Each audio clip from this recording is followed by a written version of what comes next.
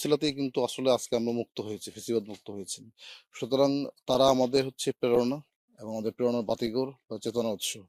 সুতরাং তারা যে উদ্দেশ্যে জীবন দিয়েছেন, এটা আমরা বুকে ধারণ করি। সুতরাং এটার সাথে সময়ের কোনো সম্পর্ক নাই।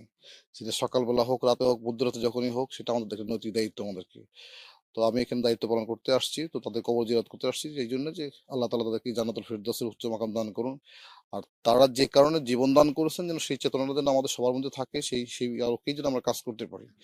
আর তাদের শোক সন্তপ্ত পরিবারের প্রতি আমাদের সমবেদনা থাকলো সবসময়, এবং তাদের যে কোনো প্রয়োজনে আমরা পাশে থাকবো। যে কোনো ধরনের প্রয়োজন হোক আমরা তাদের পাশে থাকবো। কারণ এই শহীদরা আমাদের জাতীয় সম্পদ। এটা আমরা মনে করি তাদের যে কোনো ধরনের সহযোগিতা আমরা করতে পারি সেটা নিজেকে আমরা ধন্য মনে করব। তো আমি সকলকেই বলবো যে এই শহীদের পরিবারের পাশে থাকার জন্য, এবং তাদের পরিবার এখানে আমরা দেখলাম যে দু একজন পরিবার আছে যারা একটু অসচ্ছল। তো তাদের বিষয়ে আসলে কি করা যায়, একজন বলেছেন যে ঘরের একটি সমস্যা আছে, আমরা সেটাও চেষ্টা করবো, আশা করছি হবে ইনশাল্লাহ।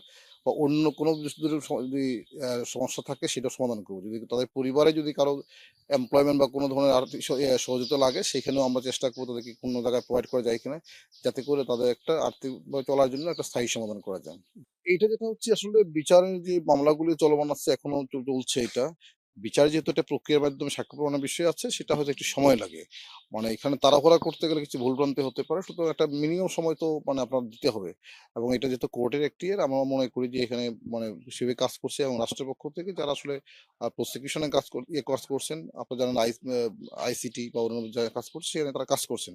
আমরা হয়তো অচিরেই ভিজিবল কিছু দেখতে পাবো ইনশাল্লাহ।